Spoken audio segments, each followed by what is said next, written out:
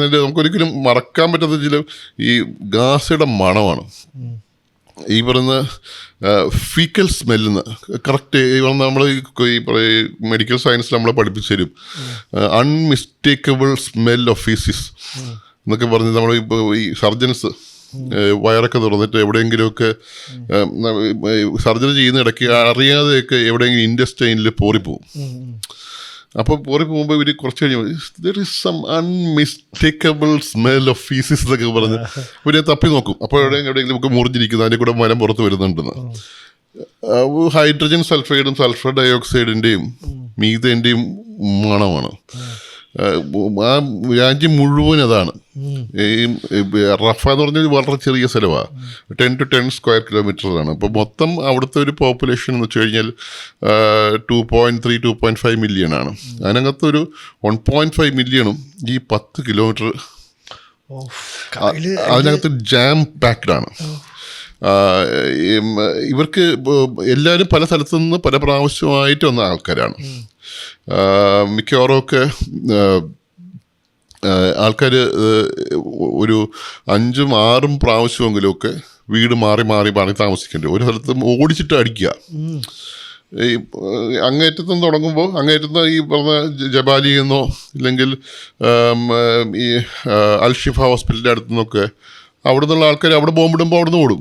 അവിടെ നിന്ന് ഖാൻ യൂനിസിൽ വരും. ഖാൻ യൂനിസ് നമ്മൾ ഖാൻ യൂനിസ് ബോംബിടും, അടുത്ത സ്ഥലത്ത് പോകും. ഡെയർ എൽബയിൽ വരും, അവിടെ നിന്ന് അടുത്ത മിഡിൽ ഗാസിൽ പോകും. അങ്ങനെ റഫേൽ വരും. പിന്നെ അവസാനം റഫേൽ ബോംബിട്ട് തുടങ്ങി. നമ്മൾ ഏപ്രിലായപ്പോൾ റഫേൽ ബോംബിട്ട് തുടങ്ങി. റഫേൽ പോകുമ്പോൾ തിരിച്ച് ഇതുപോലെ പോകും. ഇങ്ങനെ ഓടിച്ച് ബോംബിടുക. അപ്പോൾ ഇവർ എല്ലാവരും ഓൺ ദ മൂവ് ആണ്. ടെൻറ്റുകൾ മാത്രമേ ഉള്ളൂ. ഈ ടെൻറ്റുകൾക്കകത്ത് ഒരു അവിടുത്തെ പോപ്പുലേഷൻ ഒരു കുടുംബം മുഴുവനൊക്കെ ഒരു 10-25 പേര് വരും. സ്ത്രീകൾക്ക് കുട്ടികൾ ഏറ്റവും കൂടുതൽ കുട്ടികളൊക്കെയാണ്. ഈ ടോയ്ലറ്റ്സ് ഇല്ല.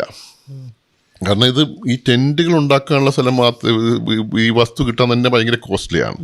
അപ്പോൾ ഈ ടോയ്ലറ്റ് ഒരിക്കലും ഉണ്ടാക്കാൻ അതുകൊണ്ട് പറ്റത്തില്ല. അപ്പോൾ UN ഏജൻസീസൊക്കെ ആയിരിക്കും. പിന്നെ രണ്ടാമത് വെള്ളമില്ല. വെള്ളം പവറില്ലാത്തത് കൊണ്ട് വാട്ടർ ട്രീറ്റ്മെൻറ്റ് പ്ലാന്റ്സും സീവേജ് ട്രീറ്റ്മെൻറ്റ് പ്ലാന്റും പൂട്ടി. പവറില്ലാത്തതുകൊണ്ട് വെള്ളം ഈ പറഞ്ഞ അതുകൊണ്ട് തന്നെ ഇല്ലാണ്ടായി. വാട്ടർ സപ്ലൈ ഇല്ല, ഡീസലിനേഷൻ നടക്കാത്തതുകൊണ്ട് അത് നടക്കുന്നില്ല. കമ്മ്യൂണിക്കേഷൻ ഇല്ല, ഫുഡില്ല, ഇത് ഒന്നുമില്ല. അപ്പോൾ ഈ ടോയ്ലറ്റ്സ് എന്ന് പറയുന്നത് മിക്കവാറും UN ഏജൻസീസൊക്കെ ഉണ്ടാക്കുന്ന സംഭവങ്ങൾ മാത്രമേ ഉള്ളൂ. ഒരു ടോയ്ലറ്റിലൊക്കെ ഒരു ദിവസം 1500-2000 പേരൊക്കെയാണ് യൂസ് ചെയ്യുന്നത്. അതും ഈ വെള്ളമില്ലാത്ത, നിങ്ങൾ ആലോചിക്കണം, പോക്കാണ്. അപ്പോൾ 30-35% ആൾക്കാർക്കെങ്കിലും ഈ ഡയേറിയൽ ഡിസീസ് ഉണ്ട്, പല ഡയറിയൽ ഡിസീസ്. കാരണം വെള്ളം കിട്ടുന്നത് ഇങ്ങനെയാണ്, ഈ ചീത്തയായ വെള്ളമേ അത് ഉള്ളൂ. അപ്പോൾ ഇപ്പോൾ വെള്ളം ഭയങ്കര ആൾക്കാർ വെള്ളം കുടിക്കാൻ വേണ്ടി മുട്ടി നിൽക്കുക. ഏത് കിട്ടുന്ന വെള്ളം അപ്പം കുടിക്കുകയാണ്, എന്താ നോക്കൂല. അതിൻ്റെ കാരണം തന്നെ typhoid, giardiasis, diarrhoeal disease, acute diarrhoeal disease എല്ലാം ഉണ്ട്. നമ്മൾ ഈ പറഞ്ഞ ഈ ശ്വാസം മുട്ടിയിട്ട് മരിക്കുന്നതൊക്കെ എളുപ്പമാണെന്ന് എനിക്ക് തോന്നുന്നത്. നമ്മൾ കോവിഡൊക്കെ വന്നിട്ട് കുറേ ശ്വാസം മുട്ടി ചുമച്ച് കുരച്ച് ചോര തുപ്പി ഒരു മകലൊക്കെ തുപ്പിയിലേക്ക് മരിക്കാമല്ലോ. അപ്പിയിടാൻ പോയല്ലോ. നമ്മൾ ഈ പറയുന്ന ഈ ഡയറി എന്ന് പറഞ്ഞു കഴിഞ്ഞാൽ അത് എന്തെങ്കിലും ചെയ്തല്ലേ പറ്റൂ. അത് സ്ഥലം വേണ്ടേ? നമ്മൾ ഒരു ടോയ്ലറ്റിൽ പോയാൽ 100-150 പേര് നിൽക്കുന്ന കണ്ടു കഴിഞ്ഞാൽ എന്ത് തോന്നും? നമ്മൾ ഈ പറയുന്ന ഡയറി പിടിച്ചിട്ട് ഇരിക്കുന്ന അവസ്ഥയിൽ ടോയ്ലറ്റിൽ പോകുമ്പോൾ 150 പേര് നിൽക്കുന്നു. അവിടെ നിന്നടത്ത് അത് സാധിക്കാൻ തീരുമാനിക്കും. നിന്നടത്ത് വലിയ ക്യാമ്പുകളുണ്ട്, ഒരു 10,000-20,000 വീടൊക്കെ ഉള്ള. അതിന് നടുക്ക് നമ്മുടെ ഒരു ഹോസ്പിറ്റലുണ്ട്. നമ്മൾ നടന്നു പോകുമ്പോൾ 2 സൈഡിലും ഇങ്ങനെ അവരുടെ ടെൻറ്റിൻ്റെ മുന്നിലിരിക്കുക ആൾക്കാർ. അത് സ്ത്രീകളും കുട്ടികളും എല്ലാവരും ഉണ്ട്. അവരങ്ങനെ യൂസ്ഡ് അല്ല. നമ്മൾ ഈ പറഞ്ഞ ഇന്ത്യയിലെ ജനങ്ങളെ സംബന്ധിച്ചിടത്തോളം വലിയ പ്രശ്നം, നമ്മൾ ഈ ട്രെയിനിൽ പോകുമ്പോൾ അറിയില്ല, അവർ അപ്പോൾ അവിടെ ഇരുന്ന് സാധിക്കും, അവർക്കിതൊന്നും ആരും കാണുന്നതൊന്നും വലിയ വിഷയമൊന്നുമില്ല. പക്ഷെ അവിടെ ഈ പറയുന്ന ബുർഖയും മറ്റതൊക്കെ ഇട്ട് നടക്കുന്ന അവർ കൾച്ചറലി ഡിഫറെൻ്റ് ആയ ആൾക്കാരാണ്. മുഖം പോലും കാണിക്കാൻ പറ്റാത്ത ആൾക്കാർക്ക് ഇത് ഈ ഡയറി വരുമ്പോൾ അവിടെ ഉണ്ടാകുന്ന ഫേസ് ചെയ്യുന്ന ഡിഗ്നിറ്റിയുടെ ഫോൾ വെച്ചാൽ അതിഭീകരമാണ്. ഇത് മുമ്പിൽ ആൾക്കാരുടെ മുമ്പിൽ ഇരിക്കേണ്ടി വരുന്നത്. ഈ സംഭവമൊക്കെ എടുത്ത് തലയ്ക്ക് വഴി മൂടിയിട്ടായിരിക്കുന്നത്. നമ്മൾ നടന്നു പോകുമ്പോൾ പോലും ഇവരിങ്ങനെ വിങ്ങിപ്പൊട്ടും അകത്തിരുന്നിട്ട്. നമ്മൾ നടക്കുമ്പോൾ വിങ്ങിപ്പൊട്ടുന്ന ഒച്ചയാണ് കേൾക്കുന്നത് രണ്ട് സൈഡിലായിട്ട്. ഒരു ജനത മുഴുവനായിട്ട് 35% വരുമ്പോൾ ജനതയുടെ മുഴുവൻ സ്ഥലമാണ്, മുഴുവൻ ആൾക്കാരാണ്. ഒരു ജനത മുഴുവനായിട്ട് ഈ ഡിഗ്നിറ്റി ഇല്ലാതെ പോകുന്ന അവസ്ഥയാണ്. അതാണ് അവിടുത്തെ ഈ പറഞ്ഞ ഏറ്റവും വലിയ പ്രത്യേകത എന്ന് പറയുന്നത്. നമ്മൾ പരിക്കേറ്റ ആൾക്കാരും ഒക്കെ നമ്മൾ പല പ്രാവശ്യമൊക്കെ കണ്ടിട്ടുണ്ട്. ഇഷ്ടംപോലെ പരിക്കേറ്റ് വരുന്ന ആൾക്കാരൊക്കെ നമുക്ക് മനസ്സിലാക്കാൻ പറ്റും.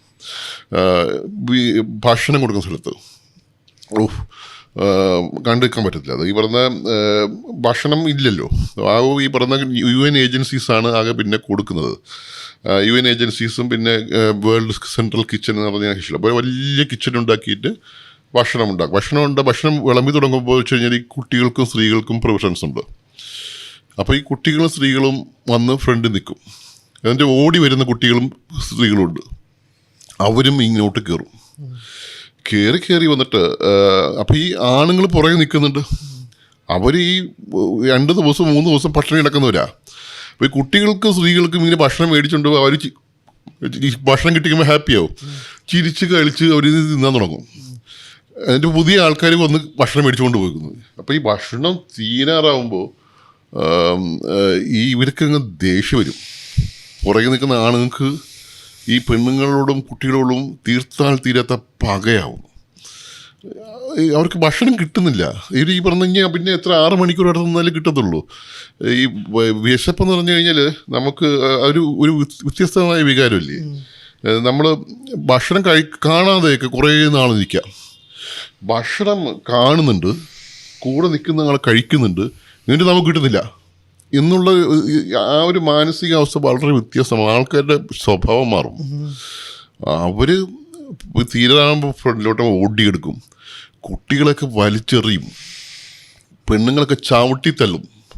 പിന്നെ ഈ പെണ്ണുങ്ങളുടെയും കുട്ടികളുടെയും അച്ഛനമ്മമാരും ഒക്കെ ഓടി വരും. അവർ മറ്റവനെ അടിക്കും. അങ്ങ് കലാപം. ഭക്ഷണമൊക്കെ വാരി എറിഞ്ഞ് ആ പാത്രങ്ങളൊക്കെ എറിഞ്ഞ് ഉടച്ച് അവസാനം ആരിഞ്ഞ് കഴിക്കണ്ട എന്നൊക്കെ പറഞ്ഞിട്ട് എല്ലാവരും കൂടെ കലാപം ഉണ്ടാക്കി അത് മുഴുവൻ കത്തിച്ചിട്ട് പോകും. ഇത് നടക്കുന്നത് നമ്മൾ കാണുമ്പോൾ നമുക്കിത് ഒരു മനുഷ്യന്മാർ ഈ ഒരു യുദ്ധം ഉണ്ടാകുന്നതിൻ്റെ ഒരു പരിണത ഫലമാണെന്ന്.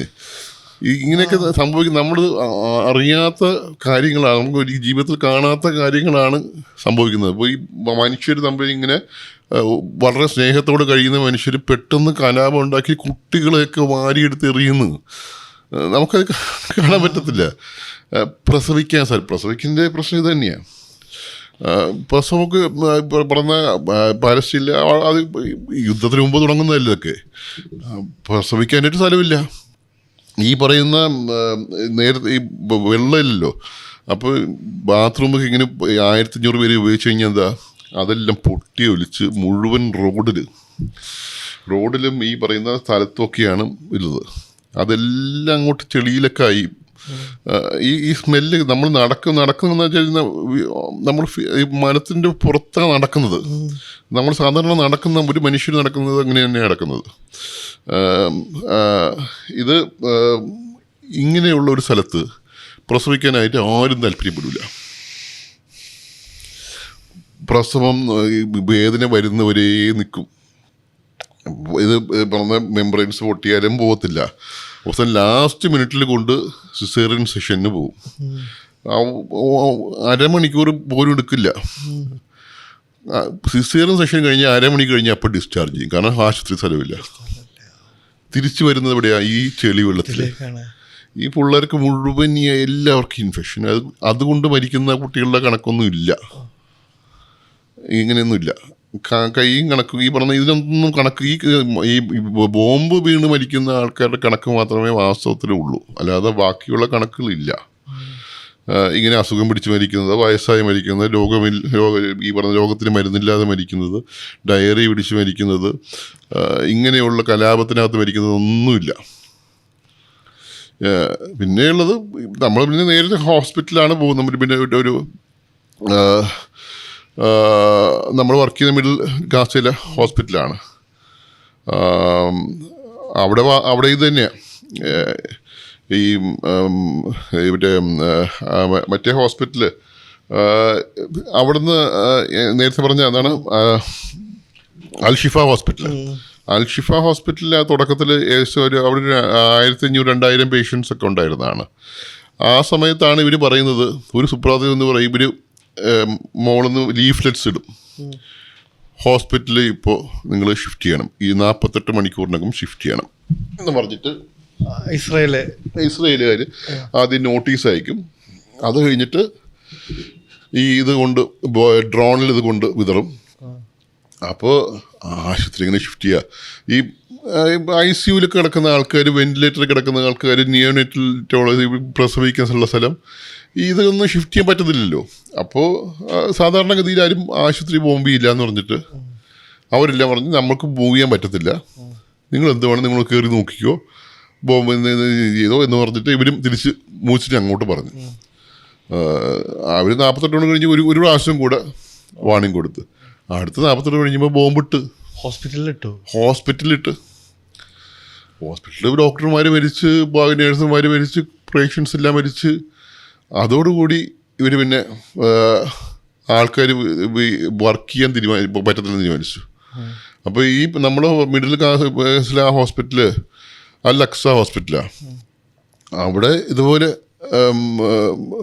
വന്ന് ഇവർ ഇത് കൊടുത്തു, നോട്ടീസ് പതിപ്പിച്ച് ഇത് ഇട്ട് കഴിഞ്ഞപ്പോഴേക്കും ഡോക്ടർമാരെല്ലാം പോയി. ആകെ 10 ഡോക്ടർമാരും കുറച്ച് നേഴ്സുമാരും മാത്രം ബാക്കിയായി. 700-800 പേഷ്യൻസും ഉണ്ട്. എല്ലാവരും പറഞ്ഞാൽ ആരും നോക്കാനില്ലാണ്ടിരിക്കുന്ന പേഷ്യൻസ്. അപ്പോൾ അവിടത്തേക്കാണ് നമ്മൾ ഫസ്റ്റ് ഡിപ്ലോയ്മെൻറ്റ് നടത്തിയത്. ഡിപ്ലോയ്മെൻറ്റ് നമ്മൾ ചെല്ലുമ്പോൾ ആരും ഈ പറഞ്ഞ ആശുപത്രിയിൽ ഇത്രയും ഭയങ്കര പേഷ്യൻസുണ്ട്.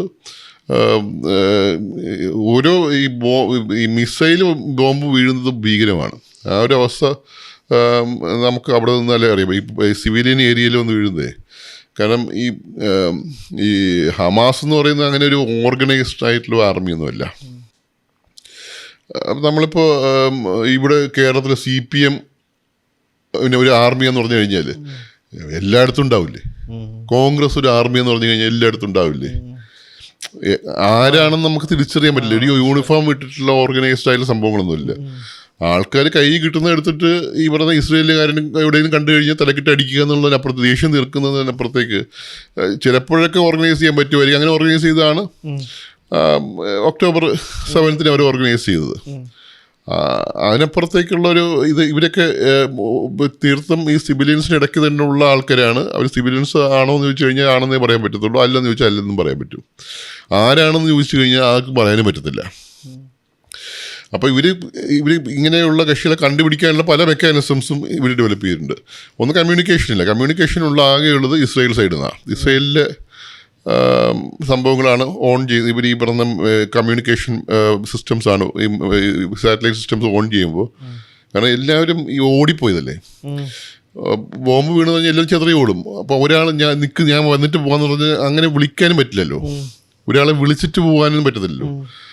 കയ്യിലുള്ള ആൾക്കാർ അപ്പോഴുള്ള കൂടുതൽ ആൾക്കാർ അങ്ങ് കുടുംബത്തിനകത്താണെങ്കിൽ പോലും. ഇപ്പോൾ ഒരു അച്ഛനും അമ്മയും 2 കുട്ടികളെ ഉണ്ട്, ബാക്കി 3 കുട്ടികൾ പുറത്തേക്ക് നഴ്സറി പോയിരിക്കുന്നത് പോലും ബോംബ് വീണെന്ന് പറയുമ്പോൾ അവിടെ നമ്മളെങ്ങനെ രക്ഷപ്പെടാന്ന് പറഞ്ഞിട്ട് ഇവർ 4 പേരും പോകും. അപ്പം മറ്റവർ നോക്കുമ്പോൾ ഇവർക്ക് നമ്മൾ കമ്മ്യൂണിക്കേഷൻ ഇല്ല. ആണുങ്ങൾ നോക്കുമ്പോൾ ഇവിടെ പോയെന്ന് അറിയില്ല. അപ്പോൾ ഈ കണക്ഷൻ കിട്ടുമ്പോൾ എല്ലാവരും ഫ്രാൻറ്റിക്കായിട്ട് വിളിക്കും. എല്ലാം അങ്ങനെ വലിയ അങ്ങോട്ടും ഇങ്ങോട്ടും വിളിയായിരിക്കും. അപ്പോൾ ഇവരുടെ കയ്യിലുള്ള നമ്പർ, ഈ പറഞ്ഞ ഇവർക്ക് സംശയമുള്ള നമ്പർ എന്ന് പറഞ്ഞ നമ്പർ ഏതെങ്കിലും ഇവരുടെ ഡാറ്റാ ബാങ്കിലുള്ള നമ്പർ കണ്ടുപിടിച്ച് കഴിഞ്ഞാൽ പിന്നെ ഒരു 5 ഡ്രോൺ വരും. ഇവിടുത്തെ ഡ്രോൺ ഒരു ഭീകരമായ ഡ്രോണാണ്, വലിയ ഡ്രോണുകളാണ്. അങ്ങനെ പേടിക്കേണ്ട കാര്യമൊന്നുമില്ല, ആരും അങ്ങോട്ടൊന്നും വെടിവെക്കില്ലല്ലോ. ഇത് വന്ന് കൃത്യമായിട്ട് ഒരു സ്ഥലം അങ്ങ് ലൊക്കേറ്റ് ചെയ്യുമ്പോൾ തന്നെ ആൾക്കാർക്ക് മനസ്സിലാവും അവിടെ ബോംബ് വീഴാൻ പോവാണെന്ന്. ആണുങ്ങളെല്ലാം എടുത്ത് അടി ഓടും. ആണുങ്ങൾ മിക്കവാറും പോവും. ഈ പെണ്ണുങ്ങളും കുട്ടികളുമാണ് അകപ്പെട്ടു പോകുന്നത്. അതായത് ഈ കുട്ടികളുടെ സാധനങ്ങളൊക്കെ എടുത്തുകൊണ്ട് പോട്ടെ, സമയം എടുക്കില്ലേ? ഇപ്പം ഓരോത്തിനെയും പിടിച്ച് അത് അങ്ങോട്ട് പോയി ഇങ്ങോട്ട് പോകണ്ടെന്ന് പറഞ്ഞാൽ അതിനെ ഡ്രസ്സ് ചെയ്ത് ഇപ്പുറത്തെ ഡ്രസ്സ് ചെയ്ത് മറ്റേ അതെടുത്തോ, ബ്രഷ് എടുത്തോ, പാല് കുപ്പി എടുത്തോ എന്നൊക്കെ നോക്കി ഇതെല്ലാം എടുത്ത് വരുമ്പോഴേക്കും ബോംബ് ഉണ്ടാവും. അതാണ് ഇതിനകത്ത് 70% കുട്ടികളും സ്ത്രീകളും ആവുന്നത്. ഈ ലൊക്കേറ്റ് ചെയ്യുന്ന സ്ഥലത്ത് മുഴുവൻ ഈ പറഞ്ഞ ഇവർ ബോംബും ഇടും. പോയി അവിടെ ഒരു പ്രാവശ്യം ബോംബിട്ട് കഴിഞ്ഞാൽ പിന്നെ ആരും പോകത്തില്ല. കാരണം ഈ റെസ്ക്യൂ ചെയ്യാൻ പോകുന്നവരെ ലക്ഷ്യമാക്കി അടുത്ത second round bombing, third round bombing, fourth round ബോംബിങ്ങും ഉണ്ട്. 4 ഇങ്ങനെ റോ ആയിട്ടുള്ള ബോംബിങ് ഉണ്ട്. അതുകൊണ്ട് ആരും പോകത്തില്ല. ഈ 4 റൗണ്ട് ബോംബിങ് കഴിയുമ്പോഴേക്കും ഒരു 4-5 മണിക്കൂർ കഴിയും. അതിനുശേഷമാണ് വരുന്നത് ഈ പറഞ്ഞ ആരെങ്കിലുമൊക്കെ പോകുന്നത്. പിന്നെ അപ്പോഴേക്കും നമ്മൾ ആ ഹോസ്പിറ്റലൊക്കെ ഈ പറഞ്ഞ റെഡിയാക്കി. പിന്നെ ഇവർ ആദ്യം വരുന്നത് ഈ കുട്ടികളൊക്കെ കളിച്ചുകൊണ്ടിരുന്ന കുട്ടികളല്ലേ, പെട്ടെന്ന് ഇങ്ങനെ ഈ ബോംബൊക്കെ വീണൊക്കെ മരിച്ചു പോകും. ഈ കൈയും ചെതറി, ഈ കാലും ചെതറി, തലച്ചോറില്ലാതെ വയറ്റിലെന്തെങ്കിലും ഇല്ലെന്ന് വന്നിട്ട് ഈ കുട്ടികൾ മരിച്ചു കഴിഞ്ഞിട്ടുണ്ടാവും. ഈ മരിച്ചു കഴിഞ്ഞവരെടുത്തുകൊണ്ട് ഈ അമ്മമാരോ ഇല്ലെങ്കിൽ ഇവർക്ക് കുടുംബം വരും. അവരങ്ങ് കരച്ചിലാണ്. നമ്മളൊക്കെ അവരോട് പറയാൻ പറ്റും, അവർ മരിച്ചെന്ന് പറയാൻ അവർ വിശ്വസിക്കുന്ന പ്രശ്നമില്ല. പറഞ്ഞോളേ. കാരണം 1 മണിക്കൂർ മുമ്പ് അവരുടെ കൂടെ കളിച്ച് നടന്ന മരിച്ചെന്ന് പറയാൻ പറ്റില്ല. എന്താ പറയുന്നത് മരിച്ചെന്നാ? അവർ നമ്മോട് ദേഷ്യപ്പെടും. ഇപ്പോൾ ഈ ബ്ലാക്ക് ഏരിയ, ഇതേപോലെ ഈ പറയുന്ന മരിച്ച ആൾക്കാരെ കിടത്തുന്ന ഏരിയയാണ് ഏറ്റവും വലിയ ഏരിയ. അവിടെ ഈ പറയുന്ന ആൾക്കാർ വന്ന് ഈ പറയുന്ന ഇവരെ സമാധാനിപ്പിക്കുകയോ അതിന് തന്നെ സമയമെടുക്കും. അപ്പോൾ അതിന് പുറകിലാണ് ഈ പറയുന്ന ഈ ലാപ്രോട്ടമിക്കും ഈ ചെസ്റ്റ് ഇഞ്ചുറിക്ക് വേണ്ടിയിട്ടുള്ള അതിന് ഗുരുതരമായി പരിക്കേറ്റ ആൾക്കാർ വന്നു തുടങ്ങും. അപ്പോൾ തിയേറ്ററിനകത്ത് ആകെ 4-5 ടേബിൾ കാണും. ആദ്യം വന്ന 4-5 ടേബിൾ കക്ഷികൾ അതിനകത്ത് കയറും. ബാക്കി 10-30 പേര് കാണും മിക്കവാറും ഓപ്പറേഷന് വേണ്ടി വരുന്നത്. അവരെല്ലാം ട്രോളി ഇട്ട് നമ്മൾ ലോക്കൽ അനസ്തീഷ്യ കൊടുത്തിട്ട് ബ്ലോക്കിൽ നമ്മൾ ഓപ്പൺ ചെയ്യും. ബഹുഭൂരിപക്ഷം പേരും ഒക്കെ ഓൺ ദ ടേബിൾ മരിക്കും. ഇതിന്റെ ഇങ്ങനെ മരിക്കുന്നതിനെ പറ്റി പറഞ്ഞ ഒരു വല്ലാത്ത അവസ്ഥയായി പോകില്ല അവിടെ നിന്നിങ്ങനെ കണ്ട് ഭയങ്കര. നമ്മുടെ അനസ്തറ്റിസ്റ്റ് എന്ന് പറഞ്ഞ ജോർഡാൻ എന്ന ഉണ്ടായിരുന്നു. അയാൾ ഈ പറയുന്ന കാഷ്വാലിറ്റിയിൽ വർക്ക് ചെയ്യാൻ തീരുമാനിച്ചു. അവിടെ പോയിരുന്നു. അയാൾ എല്ലാ ദിവസവും വന്ന് വൈകിട്ട് വന്നിട്ട് നമ്മളെല്ലാവരും താമസിക്കുന്ന ഇതിൻ്റെ ഇരട്ടിയുള്ള ഒരു വലിയ റൂമിൽ ഒരു 10-20 ഡോക്ടർമാരും നഴ്സുമാരും കൂടെ ഒരുമിച്ച് താമസിക്കുക. 10-20 ആൾക്കാർ. അല്ലാതെ വേറെ സ്ഥലം, ആശുപത്രിയിലെ വേറെ സ്ഥലമില്ല. അപ്പോൾ ഇയാളിവിടെ ഒന്ന് പൊട്ടിക്കരയുന്നു. എല്ലാ ദിവസവും വന്നിട്ട് വൈകിട്ടിരുന്ന് ഇങ്ങനെ പൊട്ടിക്കരയും. ഇയാൾക്ക് ഇത് താങ്ങാൻ. അയാൾ പറഞ്ഞത് എൻ്റെ കുട്ടി ഈ പറഞ്ഞ മരിച്ചിട്ട് വരുന്ന ഓരോ കക്ഷികളെ എടുത്ത് നോക്കിയിട്ട് എന്തെങ്കിലും ചെയ്യാൻ നോക്കുമ്പോൾ അയാൾ പറഞ്ഞ് എൻ്റെ മോനായിട്ടോ എൻ്റെ മോളായിട്ട് എനിക്ക് തോന്നിപ്പോകുന്നു. അയാളങ്ങനെ നിന്നില്ല. അയാൾക്ക് അവസാനം താങ്ങാൻ പറ്റാതെ ഒരു 2 ആഴ്ച കഴിഞ്ഞപ്പോൾ തിരിച്ചുപോയി. അയാൾ പറഞ്ഞ് ഇങ്ങനെയൊന്നും നമുക്ക് നിൽക്കാൻ പറ്റില്ല, സഹിക്കാൻ പറ്റില്ല എന്ന് പറഞ്ഞ് അങ്ങ് പോയി. അയാൾ പോയി. ഭക്ഷണം, ഈ ആശുപത്രിക്കകത്തുള്ള ഭക്ഷണം, ആശുപത്രിയിൽ ഈ പറയുന്ന നേരത്തെ പറഞ്ഞ സ്ഥലത്ത് പോയിട്ട് ഭക്ഷണം മേടിക്കണ്ടേ ആശുപത്രി ജീവനക്കാർ, ഡോക്ടർമാരിന്. അവിടെ പോയി നിന്ന് കഴിഞ്ഞാൽ ഇവിടുത്തെ പണി നടക്കൂല. ഇവരാരും ഭക്ഷണം കഴിക്കൂല. ഇപ്പം നമ്മൾ ഭക്ഷണം കൊണ്ടാണ് പോകുന്നത്. നമ്മൾ അവിടെ നിൽക്കാൻ വേണ്ടിയിട്ട് ഒരു 6 ആഴ്ചത്തേക്ക് വേണ്ടിയിട്ടുള്ള ഭക്ഷണവും വെള്ളവും എല്ലാം കരുതി കൊണ്ടുപോകുന്നത്. നമ്മൾ ഇവർ മുമ്പ് വെച്ച് നമുക്ക് ഭക്ഷണം കഴിക്കാൻ പറ്റുമോ? നമുക്ക് കഴിക്കാൻ പറ്റില്ല. അവസാനം അവർ സാധനങ്ങളെല്ലാം വാരി പറക്കിയിട്ട് വൈകിട്ടാകുമ്പോൾ ഒരു ഭക്ഷണം ഉണ്ടാക്കും. എല്ലാവരും കൂടെ വന്നിരുന്ന് അതങ്ങ് തിന്നും. ആ ഒരു ഭക്ഷണം മാത്രമേ ഉള്ളൂ. വെള്ളം ഈ പറയുന്ന കൊണ്ടുപോകുന്നത് മിക്കവാറൊക്കെ തീർന്നു പോകും. പിന്നെ നമ്മൾ IV ഫ്ലൂയിഡ് കുടിച്ചു തുടങ്ങും. കാരണം വെള്ളം മറ്റൊരു വെള്ളം കുടിച്ചു കഴിഞ്ഞാൽ അപ്പം നമ്മൾ തട്ടിപ്പോവും. ഡയറി പിടിക്കുന്ന ഉറപ്പാണ് 100%. മരിക്കുന്ന ആൾക്കാർ നമ്മൾ മരിക്കുകയാണെങ്കിൽ ഡയറി പിടിച്ചിട്ടോ റെസ്പിറേറ്ററി ഇൻഫെക്ഷൻ പിടിച്ചിട്ടോ ആണെന്ന് നമുക്ക് ഉറപ്പാവും. ഇവാക്വേഷൻ ഇല്ല. ഗാസയിൽ പോയ ഇവാക്വേഷൻ ഇല്ല. ഒരു ഇവാക്വേഷൻ ഇല്ല അതിനകത്ത് നിന്ന്. ബാക്കിയുള്ള സ്ഥലത്തു നിന്നൊക്കെ നമുക്ക് അവിടെ സംഭവിച്ചു. തട്ടിപ്പോവാണെങ്കിൽ വെടി കൊണ്ടല്ല തട്ടിപ്പോകുന്നത്, അത് ഉറപ്പാ. ഡയറി പിടിച്ചിട്ടാണ് തട്ടിപ്പോകുന്നത്. ഏറ്റവും ഇതിൽ പരം ഒരു മരണം വേറെ ഇല്ല. എനിക്ക് അത്രയും മനസ്സിലായി. അപ്പോൾ ഈ വെള്ളം നമ്മൾ ഇങ്ങനെ ഇത് പിന്നെ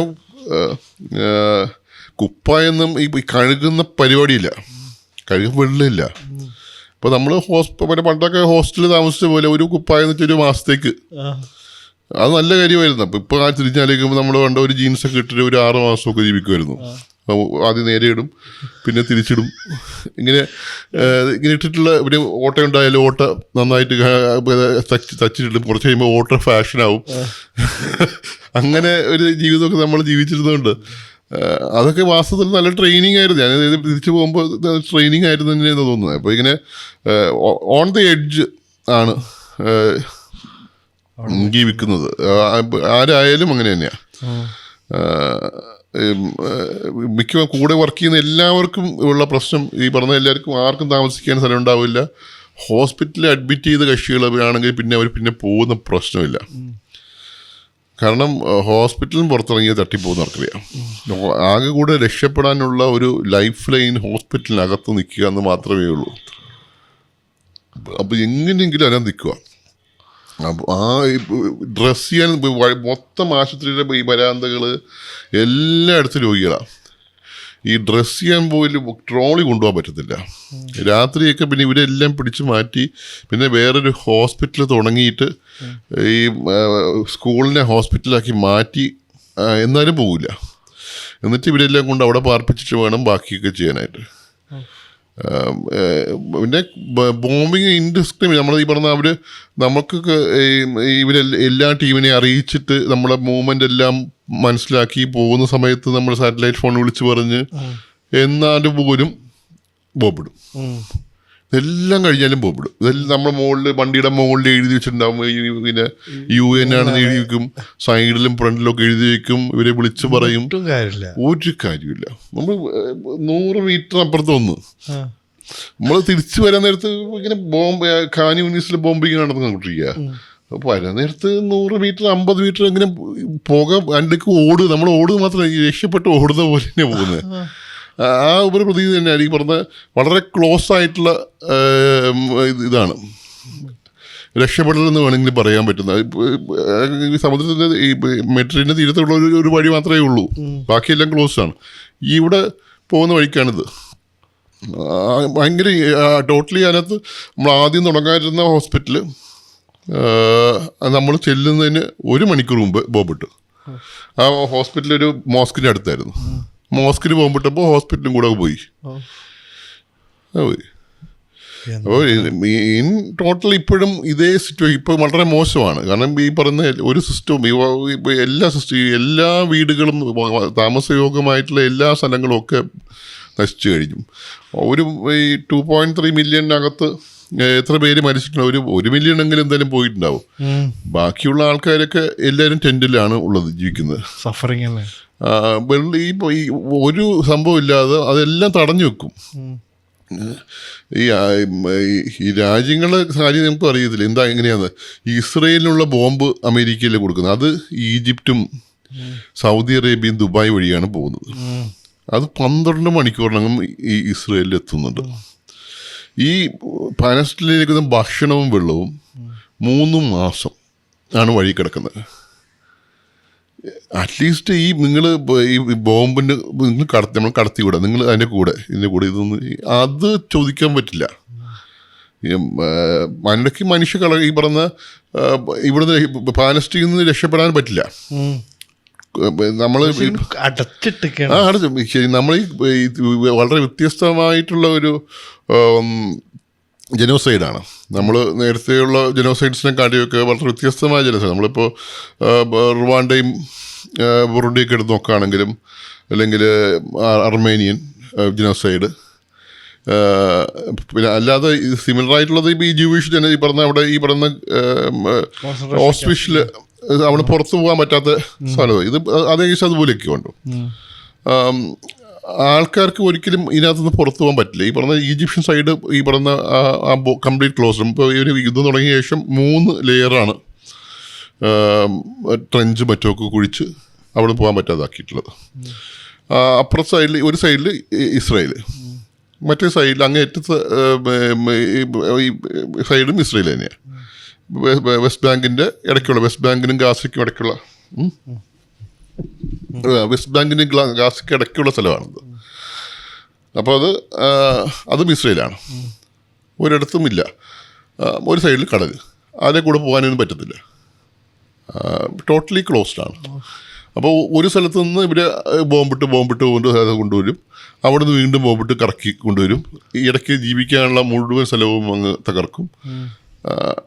ഫൈനലി അവർക്കിപ്പോൾ ഒരു സൊല്യൂഷൻ എനിക്ക് ഇവരിപ്പോൾ ഒരു എക്സ്റ്റർമിനേറ്റ് ചെയ്യണമെങ്കിലും ഇങ്ങനെ ബോംബിട്ട് കൊല്ലാനേ പറ്റത്തുള്ളൂ. അല്ലാതെ വാസ്തവത്തിൽ അവർ ഓടിപ്പോകാനൊക്കെ പോകുകയാണെങ്കിൽ ഒരു സ്ഥലം തുറന്നു കഴിഞ്ഞാൽ എല്ലാവരും പോകുമായിരിക്കാം. അവർക്കൊരു സൊല്യൂഷൻ ഇല്ലാണ്ടായിരുന്നുള്ളതാണ്. ഹമാസിനെ കൊല്ലാനും വേണ്ടിയിട്ട് അവർ ഇറങ്ങി തിരിച്ചിട്ട് വാസ്തവത്തിൽ അവർക്ക് സൊല്യൂഷൻ ഇല്ല. ഈ ജനോസൈഡ് എന്നൊരു സൊല്യൂഷൻ മാത്രമേ ബാക്കി അവസാനിക്കുന്നുള്ളൂ അവർക്ക്. അവരുടെ കയ്യിൽ ഇത് മാത്രമേ ഉള്ളൂ, അല്ലാണ്ട് ഒരു സൊല്യൂഷൻ ഇല്ല. എത്നിക് ക്ലെൻസിങ് എന്നോ ഇല്ലെങ്കിൽ ജനോസൈഡ് എന്ന് പറയുന്ന ഒരു സംഭവം മാത്രമേ അവരുടെ കയ്യിൽ ബാക്കിയുള്ളൂ. ഇത് അത് ഒരിക്കലും നടക്കുന്ന ഈ പറഞ്ഞത് ഇങ്ങനെ ഈ സൈക്കിളിൽ ചെയ്യുന്ന പോലെ ഒരു വർഷങ്ങളോളം പോയിട്ട് എവിടെയെങ്കിലും ഓപ്പണിംഗ് കൊടുത്തു കഴിഞ്ഞാൽ പോകാൻ പറ്റുമായിരിക്കും. ആ ഓപ്പണിംഗ് ഇല്ലാത്ത സ്ഥലത്തോളം ഇങ്ങനെയാണ്. ഇത് വളരെ സ്പെസിഫിക് ആണ്. ഇങ്ങനെ ഒരിക്കലും നടന്നിട്ടില്ല. രണ്ടാമത്തെ കാര്യം, ലോകത്ത് മുഴുവൻ ഇത് കാണുന്നുണ്ട്, എല്ലാവരും കാണുന്നുണ്ട്. ബാക്കിയുള്ളത് റുവാണ്ടയിലൊക്കെ ആണെങ്കിൽ ആ ജനോസൈഡിനകത്ത് ആൾ പുറത്ത് ആളുടെ ഫ്രഞ്ച് ആർമിയെല്ലാം അറിഞ്ഞിട്ട് അവർ വന്നിട്ടാണ്. ഒരു ജനോസൈഡ് ഒരിക്കലും അത് പെർപെച്വേറ്റ് ചെയ്യുന്ന ഒരു കക്ഷികൾ നിർത്തില്ല. അവരത് ലെജിറ്റിമേറ്റ് ആയിട്ടുള്ള ഒരു അവകാശ നിലയിലാണ്, അവരുടെ നിലനിൽപ്പിന്റെ ഭാഗമായിട്ട് ചെയ്യേണ്ട സാധനമാണ് എന്നുള്ള നിലവാരത്തിലാണ് അവരത് എക്സിക്യൂട്ട് ചെയ്യുന്നത്. അവരൊരിക്കലും സ്റ്റോപ്പ് ചെയ്യും. ആരെങ്കിലും പുറത്തുള്ള സംഭവങ്ങൾ വരുമ്പോഴാണ് മിക്കവാറൊക്കെ ജനോസൈഡ്സ് ഒക്കെ നിൽക്കുന്നത്. അല്ലെങ്കിൽ പിന്നെ നിർബാധം തുടർന്ന് ഒരു സംഭവം അവസാനിപ്പിക്കുന്നതായിട്ടാണ് മുമ്പൊക്കെ ഉള്ളത്. ഈ അർമേനിയൻ ജനോസൈഡിൽ റഷ്യൻ ആർമി വരുമ്പോഴാണ് നിൽക്കുന്നത്. ഈ ഓസ്വിഷിലേക്ക് ജനോസൈഡ് റഷ്യൻ ആർമിയും അമേരിക്കൻ ഈ പറഞ്ഞ ഇവരുടെ അലൈഡ് ഫോഴ്സസിൻ്റെ ആർമി വരുമ്പോഴാണ് നിൽക്കുന്നത്. റുവാണ്ടയിലൊക്കെ ഫ്രഞ്ച് ആർമി വരുമ്പോഴാണ് നിൽക്കുന്നത്. ഇവിടെ എല്ലാവരും നോക്കി നിൽക്കുന്നു, ഈ വീഡിയോ ഗെയിം കാണുന്ന പോലെ നോക്കുന്നു. ഇതെല്ലാം മനസ്സിലായിട്ടും എല്ലാവരും ചുമ്മാതിരിക്കുന്നു, ഒരക്ഷരം മിണ്ടുന്നില്ല, ഇതിനെക്കുറിച്ചൊന്നും പറയുന്നുമില്ല, നിർത്താൻ നോക്കുന്നുമില്ല. നമുക്ക് എന്താ ചെയ്യാൻ പറ്റുക എന്നുള്ളതാണ് നമ്മളിവിടെ നിന്നിട്ട് ഇപ്പോൾ നോക്കുമ്പോൾ. ഇത് നമ്മൾ ചെയ്യാൻ പറ്റുന്ന ഹ്യൂമാനിറ്റേറിയൻസ് എന്ന നിലപാടില്ലാത്ത നമുക്ക് പറയുന്ന സഫറിങ്ങിൻ്റെ കൂടെ നിൽക്കുന്നതിന് അപ്പുറത്തേക്ക് നമ്മളിപ്പോൾ അത് ഇവിടെ മാത്രമല്ലല്ലോ. സഫറിങ്ങിൻ്റെ നമ്മൾ ഒരിക്കലും ഈ പറയുന്ന ഒരു വാർ വേജ് ചെയ്യുന്ന സൈഡ് എടുക്കാൻ നമുക്ക് കഴിയില്ല. ഒരു സൈഡ് എടുക്കാൻ വേണ്ടിയിട്ട് കഴിയില്ല. ആകെ കൂടെ നമുക്ക് പറ്റുന്ന ചെയ്യാൻ പറ്റും ഒരു ഇന്ന സൈഡ് ശരിയല്ല. ഈ ഡോക്യുമെൻറ്റേഷൻ അനുസരിച്ചെങ്കിലും ഈ സൈഡിൽ മാത്രമാണ് പറയാൻ പറ്റും. നമ്മൾ ഈ ഹ്യൂമാനിറ്റേറിയൻസ് ആസച്ച് നമ്മൾ ഈ ജോലി ചെയ്യുമ്പോൾ നോക്കുമ്പോൾ നമ്മൾ മരിക്കുന്നതോ ഇല്ലെങ്കിൽ സഫർ ചെയ്യുന്നതോ ആൾക്കാരുടെ എണ്ണം എടുത്തു കഴിഞ്ഞാൽ അതിനകത്തൊരു 10% അല്ലെങ്കിൽ 20% പേര് മാത്രമാണ് വാസ്തവത്തിൽ നമുക്കൊക്കെ എന്തെങ്കിലുമൊക്കെ ചെയ്യാൻ പറ്റുന്നത്. 80% സക്കംബ് ചെയ്യുന്നത്. അപ്പോൾ 20% ആൾക്കാരെ സക്കംബ് ചെയ്യാൻ ഇങ്ങനെ രക്ഷപ്പെടുത്താൻ വേണ്ടി നിങ്ങൾ ഇതിനെ അങ്ങോട്ട് പോകേണ്ടെന്ന് ചോദ്യം വളരെ പ്രസക്തമാണല്ലോ. 20% നിങ്ങൾ എന്തായാലും പോയിട്ട് ഒരു സ്ഥലത്തും ഇതിനെ കൂടുതലൊന്നും ചെയ്തിട്ടൊന്നുമില്ല, ഒരു യുദ്ധം നടക്കുന്നത് ചെയ്തിട്ടില്ല. പിന്നെ എന്തിനാ നിങ്ങൾ 20% ആൾക്ക് രക്ഷപ്പെടുത്താൻ വേണ്ടി അങ്ങോട്ട് പോകേണ്ട കാര്യമില്ലുണ്ടോ? ആ ഒരു ഒരു റൈറ്റ് ഫ്രം ഇൻസെപ്ഷൻ ഹ്യൂമാനിറ്റേറിയൻസ് സംബന്ധിച്ചൊരു ഒരു ഫെയിലിംഗ് എൻഡാണ്. കാരണം ഒരു യുദ്ധം ഉണ്ടാക്കാൻ വേണ്ടി ഇടത്തുന്ന മുടക്ക് അത്രയ്ക്കും ഹ്യൂജാണ്. ഒരു ബോംബ് ഈ പറയുന്ന അവിടെ ഇടാൻ പറ്റിയിരിക്കുന്ന ഒരു ബോംബിനൊക്കെ $10 മില്യൺ. 10 മില്യൺ ആണ് ഒരു ബോംബിന്. എത്ര ഇങ്ങനെ ഇപ്പം ഏകദേശം 3 ലക്ഷം ബോംബ് അങ്ങോട്ടായി. നമ്മളെ ഈ ഹ്യൂമാനിറ്റേറിയൻ ആക്ഷൻസിന് മൊത്തമായിട്ട് ഒരു 100 മില്യണൊക്കെ ഉണ്ടാവും ഒരു വർഷം. എല്ലാവർക്കും കൂടെ ചെയ്യാൻ 10 മിസൈലിന്റെ കാര്യമേ ഉള്ളൂ. ഇതെല്ലാം ഉണ്ടാക്കാനായിട്ട് വലിയ ഫാക്ടറി ആലോചിക്കണം. അതിൻ്റെ സംഘാടനം, എത്ര മനുഷ്യന്മാർ, എത്ര ബ്രെയിൻസ്, എത്ര ഗവൺമെൻറ്റ്സ് എല്ലാം ആണ് ഈ പറയുന്ന ഇത് ഉണ്ടാക്കാനായിട്ട്, യുദ്ധം ഉണ്ടാക്കാനായിട്ട് വർക്ക് ചെയ്യുന്നത്. ഇപ്പുറത്ത് അതിന് വേണ്ടി ഇപ്പുറത്ത് ഈ യുദ്ധത്തിൻ്റെ മുറിവുകൾ ഉണക്കാൻ വേണ്ടി കൊടുക്കുന്നത് ഇത്രയും പൈസയേ ഉള്ളൂ. അപ്പോൾ തന്നെ അത് ഫെയിലിയറാണ്. നമ്മൾ ഒരു അങ്ങനെ മുതൽ മുടക്കിൻ്റെ നോക്കുമ്പോൾ തന്നെ ഫെയിലിയറാണ്. പിന്നെ പറ്റുന്നത് വാസ്തവത്തിൽ അതിൻ്റെ ഒരു ഫൈനൽ എൻഡ് പോയിന്റ് എന്തുകൊണ്ടാണ് ഇത് വേണ്ടി വരുന്നത് ചോദിച്ചു കഴിഞ്ഞാൽ, ഒന്ന് വിറ്റ്നസ്സിങ് ആണ്. ഇതിപ്പോൾ ഞാൻ നിങ്ങളോട് പറയുന്നുണ്ടല്ലോ, ഈ പറഞ്ഞൊരു പറച്ചിലൊരു പ്രധാനപ്പെട്ട സംഭവം തന്നെയാണ്. അവിടെ നടക്കുന്ന ഇതാണെന്ന് കാണുന്നതും കേൾക്കുന്നതും നമ്മൾ അനുഭവിക്കുന്നതും തൊട്ടറിയുന്നതും ഒക്കെ ആയ കാര്യങ്ങളാണ്. നമ്മളൊരു പോകുന്ന സ്ഥലങ്ങളൊക്കെ നമ്മൾ ടൂറിസ്റ്റായിട്ടല്ല പോകുന്നത്, ഈ ആൾക്കാരുടെ ഇടയിലൊക്കെയാണ് പോകുന്നത്. ഈ ഓരോന്നും അവരുടെ ജീവിതത്തിൽ അനുഭവിക്കുന്ന ആൾക്കാർ ആണ് നമ്മൾ കാണുന്നതും അവരെ തൊടുന്നതും ഒക്കെ അവരെയാണ്. നമ്മൾ ചികിത്സിക്കുമ്പോൾ നമ്മളറിയാതെ സംസാരിക്കുമ്പോൾ കിട്ടുന്ന അറിവുകളാണ്, ഇപ്പോൾ അവരുടെ ജീവിതത്തെക്കുറിച്ചുള്ള അറിവുകളാണ് നമ്മളെ ചിന്തിപ്പിക്കുന്നത് പുറത്ത് പറയാനൊക്കെ. ഈ പുറത്ത് പറയേണ്ടത്, വിറ്റ്നസ് ചെയ്യുന്നത് ഒരു കാര്യത്തിൽ ആ ജനതയെ സംബന്ധിച്ചിടത്തോളം ഇമ്പോർട്ടൻ്റ് ആണ്. ഇത്രയും സഫറിങ് നടക്കുമ്പോൾ അതിൻ്റെ കൂടെ നിൽക്കാനൊരാളുണ്ടല്ലോ എന്ന് തോന്നൽ തീർച്ചയായിട്ടും ഇവരെങ്കിലും വന്നിട്ടുണ്ടല്ലോ എന്നത് ഒരു സൈഡിൽ ഭയങ്കര ഇമ്പോർട്ടൻ്റ്. അവർക്ക് അതൊരു ഈ അതിജീവനത്തിന് കിട്ടുന്ന ഒരു ഫീല് ഭയങ്കരമാണ്. രണ്ട്, ഇത് വന്നത് പുറത്ത് പറയുമ്പോൾ എനിക്ക് തോന്നുന്നു യുദ്ധത്തെക്കുറിച്ചിട്ടുള്ള നമ്മൾ ഈ പുറത്ത് പറച്ചിലാണ് വാസ്തവത്തിൽ പലപ്പോഴും ഡെമോക്രസിയോ അല്ലെങ്കിൽ ഈ പറയുന്ന യുദ്ധം നിർത്താൻ വേണ്ടിയിട്ടുള്ള പല സംവിധാനങ്ങളും, ഡയലോഗ്സോ അല്ലെങ്കിൽ കോഓപ്പറേഷനോ, ഇങ്ങനെ ഈ യുദ്ധമില്ലാതെ കാര്യങ്ങൾ ചർച്ച ചെയ്തോ അല്ലെങ്കിൽ വേറെ ഏതെങ്കിലും രീതിയിലൊക്കെ ഈ പ്രശ്നങ്ങൾ പരിഹരിക്കണമെന്നുള്ള ധാരണകളൊക്കെ ഉണ്ടാവുന്നത്, ഒന്ന് യുദ്ധം അനുഭവിക്കുന്ന ജനതയുണ്ട്, അതുമാത്രമല്ല യുദ്ധത്തെക്കുറിച്ച് പുറത്ത് പറയുന്ന ആൾക്കാരുടെയും ഒരു കോൺട്രിബ്യൂഷൻ അതിനകത്തുണ്ട്. അപ്പം ഈ രണ്ട് കാര്യങ്ങൾ മാത്രമാണ് വാസ്തവത്തിൽ ഹ്യൂമാനിറ്റേറിയനിസം എന്ന് പറഞ്ഞിട്ട് നമുക്ക് വാസ്തവത്തിൽ ചെയ്യാൻ പറ്റുന്നത്.